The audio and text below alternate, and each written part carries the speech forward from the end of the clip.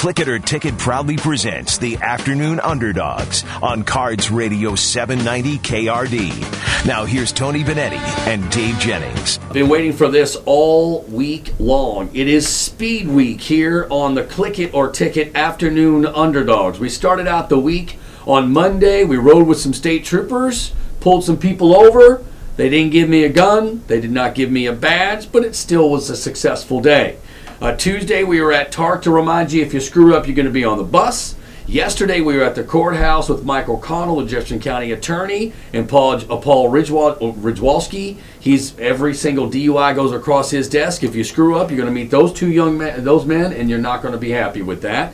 Today, we wrap things up with Dr. Hunter. She is the new lady to the Kentucky Office of Highway Safety. How are you? I'm doing very well. Thank you so much for having me. We met a couple of weeks ago, and you and I had a separate meeting, and you told me your story. First of all, we're going to get to the nuts and bolts of what the amazing story that you've written a book about, right? Yes. But first, let's tell everybody in the state here who you are, where you're from, and all that. Okay. I'm Dr. Noelle Hunter. I'm the new Executive Director of the Kentucky Office of Highway Safety. I was appointed by Governor Bevin, and I've just been here about a month or so. And I am originally from Moorhead, although just this week I relocated to Frankfort, my two children and I.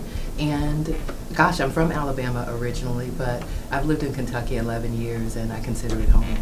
Okay, so you take over a program that we are near and dear here at the Afternoon Underdogs. We've had a relationship with the Kentucky Office of Highway Safety for 4 years now, and the whole point of us really joining forces was to remind people on a drive time show to reach over and buckle up. Right. What better place to do that? Right. But your story is very interesting. Where do you want to start with you? Wow. Oh, gosh, I guess I could start from, I think one of the reasons that I'm actually in this position is that I am a person who's in long-term recovery, and for some of us, that's code word for I used to be an addict. Right. I used to have a significant and profound drug problem, and through lots of grace and mercy and a lot of hard work and jail time and rehabilitation, including all the educational and career advancement that I've had, I find myself here in a position where I'm actually able to use that redemptive part of my life to help others to keep them safe on the highway. Where did your drug problem start? Chicago, interestingly enough. Chi-town. Man, Chi-town, homies are the craziest. Now this was college? No, this was after college. So, all right, well, okay, so I had to back up because my drug problem actually started when I was in college, but I thought I could handle it, you know, because I did so well, you because know. All college students, you graduated, and all college students think I can handle this bong hit, right? Right, so I can handle the bong hits, the LSD, all of that, and I still graduated. Not only did I graduate, I got a great job at a PR firm in Chicago, so the third largest media market, and did well there. And so you were disguising your problem with success. Right. For a long time, for almost 11 years, I was able to mask it because I was what we would call high functioning, but really, you know, I was in such denial, and I could work so well during the daytime, but at night, you know, and it really didn't matter. Sometimes it'd be a couple of weeks, it'd be a couple of months, but when I went out to use, and the drug that took me down was actually crack cocaine, and, you know, it progressed over a series of years. Now, did you have children at this time? I did, and so my children suffered during that time. I'm very happy to say that, you know, we are intact, my daughters and I, today. But yeah, so they went through that experience with me, as did family and many friends. And you know, you and I have a similar story, partying with the rock stations, and I've been sober for 8 years, and people like us need to stick together because I think there is still a little bit of a stigma for guys and gals like us, and that needs to go away. I think that's the next thing for our, you know, I was talking to somebody at work how, you know, breast cancer used to be sort of, you whispered about breast cancer 20 years ago. It's like, oh, she had breast cancer. And now it's like, hey, did you get your exam? It's everyone. You go on walks, and in her opinion, the sales girl I was talking to was like, you know, that the addiction needs to be next. That needs to be brought up to, and this stigma on that needs to be put up front. And you know, we are broken, but we're not really broken. You know, I mean, do people treat us differently as sober people? And again, you got to find other sober people to hang out with. Yeah, I think that's absolutely right. And those are good folks. I never knew that they were awesome people to be around, and I could still have fun and live my life. But what you said there is really, really important. It's not like we don't know that this is a problem that exists in if not every family is somehow touched. That's exactly by it. right. Alcoholism and drug use exists in almost every family in America. If it does not touch your family, you are, oh, pray the Lord, you are so lucky. Amen. But if you don't have an aunt or an uncle or a dad or a mom, again, that's genetic, okay? I've got it in my family, there's no doubt about it, and the fight will continue through my 2 children, and they have to be on point. Your 2 children have to be on point on the early signs of that, because we, unfortunately, pass that along to them. I agree. And, my eldest daughter, who's, today is her birthday, actually. Oh, She's happy 19. birthday, 19. Happy birthday, Risa. Yeah, so she was the child who went through it most with me, because she was about 4 years old when I started using, and so from up till 4 until she was about 14, so for 10 years she was going through that with me, and so I'm very pleased to say that she's resilient. And now my other daughter, who is my miracle child, for reasons that we'll probably talk about later, she has never had to see her mother drunk or high. Yeah, She's that's never great. had to see that, Yeah. and so that's a miracle. That is great. So we are now up to child having the problems with drugs and alcohol. You're in Chicago. What happens now? You get a divorce? Yeah, so I was in Chicago, and the problem began to escalate very quickly. And what some people who are in recovery, or maybe even an active addiction, know is you try what we call geographical cures. You try to move places to move away, but you can't get away from yourself, right? Right, so exactly right. Me. The problems tend to go in your backpack, right. and you take it with you. That's right. I took myself home to Alabama, and that was a mistake, because I had the problems there too. You had friends there too. That's right. I went back to Ohio to complete my master's degree, and see, that's one of the insidious things about That's this. crazy. Isn't it That this crazy? whole time you're getting your master's degree and you're masking all this with success. Yes. That's And- crazy. But it all had to come out, and it came out in Moorhead, Kentucky, which is a town that's very, very dear to my heart. It came out November 11th, 2007, and it was the day that I will always remember, because it was the day the jail bar slammed on me. Right. But it was the most beautiful and most painful day of Yeah. my life, because it was really the first time that I realized that this was, not that I knew it wasn't a problem, but it was beyond my control. It had been beyond my control for a long time, but it was those consequences that led me. Not everyone has that moment around the top of the mountaintop to where you start, it's now out of control. Mine was at a DUI in jail on a Sunday night. And that was the last moment. Not everybody gets that moment. There's only a couple endings to the movie, Dr. Right. Hunter, and yours is one of them. Mine is one of them. And yours and I are similar, because I was getting paid more money every year and getting better radio jobs, and all the time doing all this behavior, drinking and drugs and all that. And it was just so family and friends were like, "Well, he keeps getting promotions. What? Right. He can't be that bad, right?" Right. So enablers. So we taught ourselves that. Right, too, right? exactly, right. How many times you went and you're just like, I got to get through today and I'm good. So you're in jail, you get sober. Now what happens? Now a biggie happens. Your ex-husband kidnaps your daughter. Yes. So if I could just say, the process by which I came to this freedom, it just wasn't one day I went to jail. So what happened was, and I'm very candid about it, because we're about highway safety here, and I was that driver. So what led me to jail is I took my infant daughter with me at the time to go and get high, and I smoked it around her, and she tested positive for her system, and so that's why I was arrested. I went to jail. I spent 28 days in Montgomery County Detention Center, 10 and a half months in the Women's Addiction Recovery Manor. How long did you beat yourself up for that? For several years after that, honestly, for several years. And so, shout out to Warm Women, because that was part of... Where are you shouting out to? I'm shouting out to the Women's Addiction Recovery Manor. It's called the Warm Centers in Henderson, and that's where life began again for me. It was there that I was able to really see that there was a solution through a 12-step process and a recovery, a peer-oriented recovery program, and so those sisters in that program is very near to my heart. And also, I never want to go back to rehab, ever, in my life, so that was a good reason. That's incentive enough. So I came home from rehab, and I tried to put it back together with my then husband, my youngest child, the one who was kidnapped, and it just fell apart, and it didn't. But all the while, I was walking out what the judges said, and ultimately my record was expunged, and the relationship fell apart, and then the custody ruling, which gave us joint custody. So you have a master's degree in what? My master's degree is in public administration, and my PhD is in government. Oh, okay. And that will tie things together in a couple of minutes here. So your PhD is in government. you're getting in the middle of a divorce, but you are sober, Yes. and then what happens? So the divorce, you're thinking, okay, this could be a trigger to start using again, right? Right, and everybody else did too. Right. And as a matter of fact, so my ex-husband took her right after the custody ruling, which he disagreed with, and So wait a minute. Sure.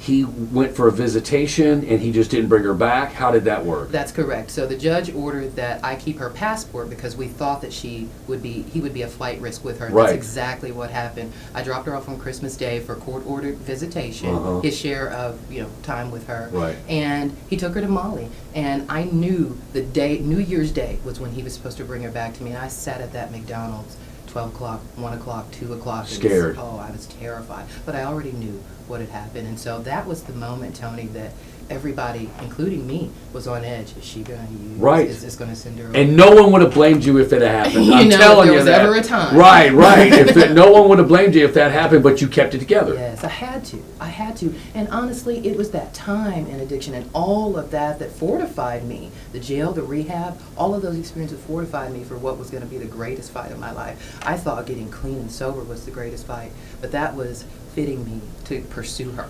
To get your baby girl back. Yeah. Okay, we're going to take a short break and we're going to come back and you're going to tell the story. This includes, and you don't go anywhere, because this story includes the Marines, Mitch McConnell, Right. your, the PhD in government's going to come into play here. Not everybody has that, but you push the right buttons and we're going to tell that story. So don't go anywhere. Seconds away, we'll come back with Dr. Hunter. She's telling her story. She's now ahead of the Kentucky Office of Highway Safety that's near and dear to our hearts. And her story is courageous and it is amazing. And we're going to tell you the movie part of the story is coming up next, right here on the Click It or Ticket Afternoon Underdogs on 790 KRD.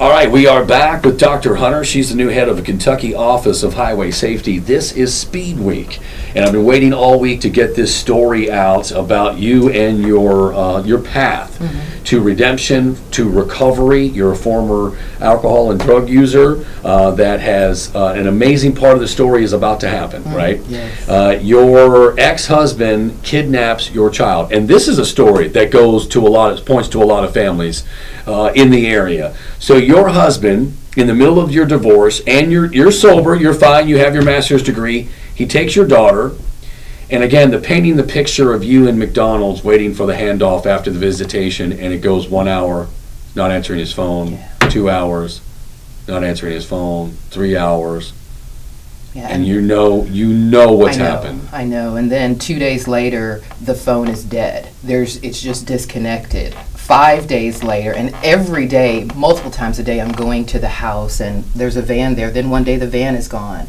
Then another, 2 days later. What did the police say? They thought it was just a domestic dispute, and honestly, it took 13 days and a circuit court order for me to get my child entered into the National Criminal Information Center, NCIC. So in the beginning, because of my history, actually, Right. I wasn't believed. And so fortunately for me, I had a very strong faith and a very strong community, and we just began to press. I opened up a case with the State Department, the Justice Department. I began to call on congressional representatives. It just wasn't going down like that. My past was not going to get in the way of me bringing my daughter home. Okay, so your daughter is in what country? She was in Mali, West Africa. She was there for 2.5 years. And Tony, for the first year and a half, I didn't know whether she was alive or dead. There was no contact. Tell me about Mali. What kind of country is that? Is that a developed country? I don't know anything about the region. Yeah, so it's in West Africa, and it is not a developed country. The old term is a third world country, but we call it a developing nation. Now, it's financially, it's one of the poorest nations on earth. High mortality rates for children. I was scared to death because malaria kills children over there. We don't even think about malaria here, but it kills children over there. So every night you're thinking, when did you find out that she was there? How did you know she was there? So the U.S. State Department was phenomenal in my case, and because I knew how to press, because I know where to press in a bureaucracy, I got immediate response and an excellent country officer. They in Washington, began to contact the embassy, the U.S. Embassy in Mali. Within a couple of weeks, they were able to confirm that he was there with her. But it took high-level negotiations between both countries for me to get a picture of her and for him to meet So me. you felt at least joy that she was there and you know where she is, and now you have a target. Yes, and they sent me a picture of her. It broke my heart, and it encouraged me at the same time, because in the picture she wasn't well. She was skinny, had dark circles under her eyes, and even though I truly believe her father loves her, Oh my it was gosh. heartbreaking. I can't imagine. You just can't get in the pickup truck, go down and take care of it. She's in Mali. Mali, right. Now, fortunately, I'd been to Mali during our marriage. I had been 3 times, and so I knew enough about Malian culture as well to know where to press there. The Mali embassy in Washington, D.C. were tired of me, because not only was I on them, but this incredible social media campaign. They Can would you just fax pick and up the call. phone and call the Mali ambassador? I mean, can you call? It didn't start like that. As a matter of fact, in the end, he helped me bring her home. They probably just was like, we just need We to need to do get it. this girl before, right, to leave us alone. Right, and then that's where my congressional delegation came in, and Senator McConnell and my representative Chairman Hal Rogers and Senator Paul. They all began to Okay, contact. Hal Rogers, tell me about Mitch McConnell. What did Mitch McConnell do for you? Okay, that is my friend, and our relationship as a friend and a constituent relationship has progressed so much. But in the very beginning, what he did was believe me. I will never, ever forget the day. It was the day that I had staged a protest in front of the Mali embassy. So I had my boom box with Bob Marley and Let My People Go and all of this music playing. My gosh. And so it was very powerful. And at the end of the day, the Mali ambassador came out and I talked to him. But the next day I went straight up to Capitol Hill and went to Senator McConnell's office and met with one of his representatives. Within 2 weeks, and it was right before Christmas, I got a letter from them saying that they had made contact with the Mali embassy. And from there, it just progressed. He had meetings with the ambassador. He personally picked up the phone to the Minister of Foreign Affairs, or Foreign Relations, whatever it is, for Mali. And he was just relentless. And so I was relentless, he was relentless, and his entire office was behind it, because this was a Kentucky girl. This is a Kentucky constituent and her mother who needed help. But again, it's because I knew how to ask for it. You have so many stories today where the government doesn't work for you on an individual basis, and you seem very small when you're trying to look. I can't imagine looking up at where Mitch McConnell's office is there at the Senate and say, I'm going to walk in here and this guy's going to help me. Right, and I was desperate, And actually. he helped you. I got to tell you, my wife was like, I told my wife the story, and she was like, okay, I don't want to like Mitch McConnell, so don't tell me more about this story. So I was. I get that all the time, and I'm like, look, one, don't talk about Mitch to me, but two, he did. We're a what he was supposed Democratic to do. family, but this story has moved us a little bit towards the Mitch McConnell Yay. house. So you did your due diligence. At any point, you're thinking, this is just, you see pictures of your daughter, she's thin, she doesn't look happy, but you're on your way. At any way down the road, do you feel like you're going to relapse, or is this making you stronger? Never, and that is a true blessing and a true indication that rehab works. And when you set yourself to, by faith or whatever your motivations, you can live a drug and alcohol-free life. It never crossed my mind that it would be good to go the other way, because I knew 2 things. One, if I smoked crack again, I was going all the way out, and ultimately I was going to be in jail again or die. But 2, I could not afford to do that, because my eyes were on her and bringing her back. And I think it inspired people. I know it did. People in my family, people in my community. This entire community began to rally behind me, and so that in itself was enough to keep me clean. Okay, so the process now, you get on a plane. Did he knew he was going to lose you to her? How did that process? Did he know? Did your ex-husband know you were coming for her? He didn't know. So I actually went to Mali twice. The summer of 2013 I went, and that was the lowest point. I went with U.S. court orders demanding her return, release for custody to me, and sole custody. The Mali courts did not uphold that. As a matter of fact, I saw her 7 times when I was in Mali that first time, and I was there for almost 2 months. So I saw her 7 times, but they were glorious visits. How are you affording all this? You're in Mali. You had friends. That's a question. Yeah, so a lot of it, I'm in debt today because of it, because it's a very expensive process, because I had 2 attorneys, one in the U.S. and one in Mali. But again, Doesn't my matter. family, my faith community, GoFundMe, I can say that I never had to want for the things that I needed to press for her. As a matter of fact, there were a few days where I had virtually no money in Mali, and people would just send it by GoFundMe or put it into my account without me even asking, so they sustained me. But the miracle came in 2014, and so to your question was, did he know that I was coming for her? No. He didn't know that I was even in Mali until I showed up. And it's a long story, but I can give you, the most beautiful Where part do the of it. Marines come into this? Okay, all right. So, All right, I want to hear how the Marine Corps. First of all, my sister is a former U.S. Marine. She's one of the first U.S. Marine women security guards. I love it. So this is how it happened. My elder daughter, Riza, whose birthday it is today, and I went to Mali, and we made a pact with ourselves, Tony. We looked at each other and said, either Muna is coming home this time, or we're going to die trying. Oh, I'm getting chills right now. We absolutely meant it. And as a matter of fact, we had a plan B. We were going to, once we had her for a visit, because we were pretty sure we were going to play it cool, play it nice, and when we had her for a visit, we were going to rent a taxi and get to Guinea, which is the next country over. But there was an Ebola crisis going at that time. Yeah, so that is our plan. So you were going to say, prearrange a cab and say, we're snatching her, and we're going to snatch her back. Yep. And thank God it didn't happen that way. So here's where the U.S. Marines come in. So on July the 10th, myself, my daughter, my interpreter, the U.S. ambassador, and the Mali Minister of Justice all met in his office. My ex-husband had put all of this out here. She's a drug addict. She's this, she's that. Muna is in danger. He looked at all of that paperwork. He kind of thumbed through it for a minute and threw it on the desk. He said, I don't care who you are or what you've done. Today you're going home with your daughter. Oh my God. Oh, he looked at the U.S. That's like a movie. Right, it is, and it's going to be one. He looked at the U.S. ambassador and said, you talk with her and we'll take care of this. And it's been a pleasure meeting you today. We go back to our hotel. The ambassador talks with the consular officer. The consular officer calls me, and we knew that Muna was coming for a visit. He says, when she comes, you call me. She came over. My ex-husband dropped her off. I picked up the phone. The consular officer says, we will be there in 15 minutes. I cannot stress how important it is for you to be there. Does he know this now? Does your husband know? He didn't know until we were back in the United States because they were tired. So he thought he was dropping her off for a visit. Yes. And so to this day, I don't know how he feels about that because there's no communication. So they drop her off for a visit. Now what happens? Okay. He drops her off. 15 minutes later, the U.S. ambassador herself pulls up in her armored vehicle. There are 2 Range Rovers behind her, full of U.S. Marines. Their lights are flashing. The ambassador gets out. She opens her door. She says, oh, Dr. Hunter, Riza, Muna, who is my baby. It's so good to see you. Get in the car, just like we're going to dinner. We get in the car. I hear a Marine say, talking to the driver, drive to the airport, and you don't stop until we get there. We pass cows, chickens, people, everything. They do not stop. It takes about 45 minutes to get from our lodging to the airport.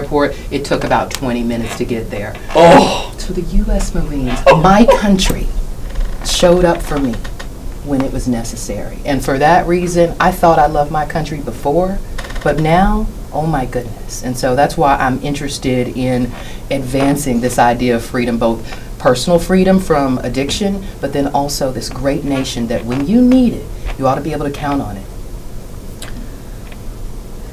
Wow. It gets better. And that was 2014. That was 2014. It is 2016. You have been appointed to the Kentucky Office of Highway Safety. Yes. And now you have a new challenge, and both your daughters are with you. They are. My elder daughter, Riza, is getting ready to go back she's a sophomore at Ohio University, my alma mater. Yeah. And I just picked up Muna, my little girl, from camp today, and she's at Kentucky Kingdom while I'm There you go. So she's maxing her summer out. What an unbelievable story. Now this also, I said this sounds like a movie. What's that end of the story? You've written a book? Yeah, I'm in the final production. It's called No Rest, the Mission for Muna, because that was our battle cry. No rest from Mali until Muna comes home. And it just became, this thing. People were Facebooking and tweeting it. So the book is, because we were relentless, not just me, but my family, everyone was relentless. So No Rest, the Mission for Muna, and it's a mission to bring Muna home. So I have a publisher, it's Rebel Seed Productions, and like I said, we're in the final edits of it right now, and it also is optioned for a movie. Because it's spectacular. All right, I'm trying to think who's going to play you in the movie. Is it going to be J-Lo? You think J-Lo can pull it off? No. She's not pretty enough. I thought about it. Aw.